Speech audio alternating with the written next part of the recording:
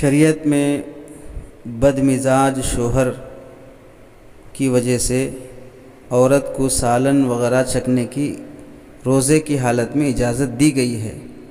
کہ اگر شوہر سالن میں مرچ نمک زیادہ کم ہو جانے کی وجہ سے بد اخلاقی پر اتر آتا ہو تو عورت اسے چکھ سکتی ہے، البتہ حلق سے نیچے نہ جائے، چکھنے کے بعد پھر اسے تھونک دے۔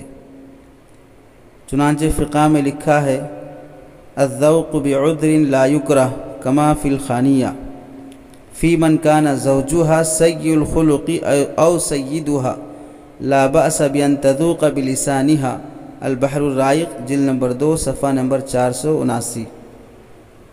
اسی طرح کی عبارت شامی میں بھی لکھی ہے۔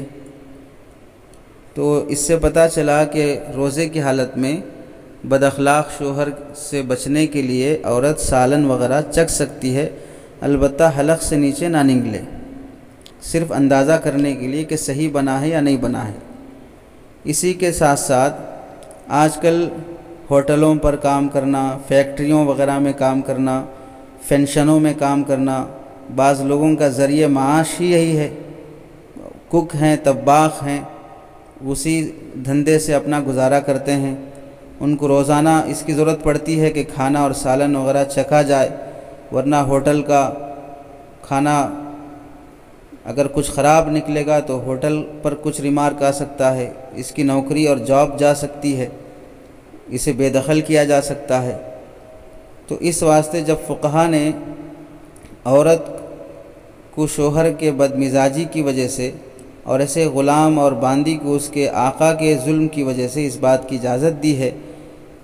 کہ وہ روزے میں سالن وغیرہ چکھ لے سکتے ہیں، تو ان حضرات کو بھی جو ہوٹلوں پر کام کرتے ہیں، ریسٹورنٹس پر کام کرتے ہیں، فیکٹریوں میں کام کرتے ہیں، یا کسی تقریب اور فنکشن کے موقع پر کام کرتے ہیں، ان کو بھی چکھنے کی اجازت ہے، چونکہ یہ ان کا پیشہ ہے، چکھے بغیر اندازہ نہیں ہو سکتا ہے،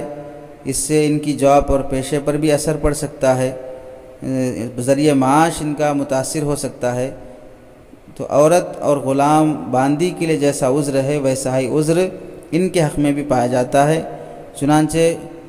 فقہ کی کتاب میں لکھا ہے، علامہ شرم بلالی رحمۃ اللہ علیہ مراقی الفلاح میں لکھتے ہیں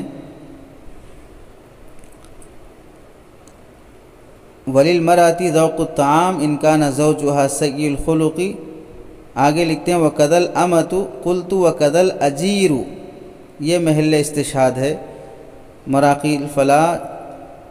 صفحہ نمبر 248۔ اسی طرح اجرت پر کام کرنے والے کو بھی اجازت ہے۔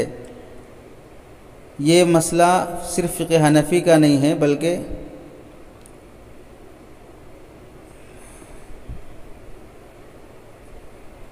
یہ مسئلہ صرف فقہ حنفی میں ہے کہ اس کی اجازت ہے، چکھ سکتا ہے۔ اب سمجھنا یہ ہے کہ جب یہاں پر اجازت مل رہی ہے، اس کے باوجود بھی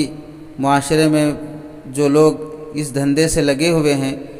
صرف اس بہانے سے کہ ہمیں چکھنا پڑتا ہے، بار بار چکھنا پڑتا ہے، اس سے ہمارا روزہ کیا رہے گا، روزہ ٹوٹ جائے گا، اس لیے روزہ نہ رکھنا ہی بہتر ہے، یہ سوچ کر روزہ چھوڑ دیتے ہیں، روزہ نہیں رکھتے ہیں، بہت بڑی غفلت، نادانی کی بات ہے،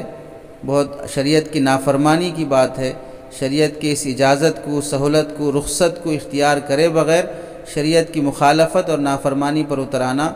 اپنے دھندے کی بے برکتی اور اپنے دھندے کے اندر نحوست پیدا کر لینے کی بات ہے۔ اللہ کے پاس سخت پکڑ ہوگی ایسے لوگوں کی، اس لیے جائز نہیں ہے روزہ چھوڑا جائے، اس کو بہانہ بنا کر اس سے بچنا چاہیے۔ یہ لوگ بھی روزے کا خوب اہتمام کریں، شریعت کی اس رخصت پر عمل کرتے ہوئے اللہ کے پاس اس فریضے پر عمل کرنے کا اور وہاں پر ثواب اور اجر عظیم پانے کے مستحق بنے۔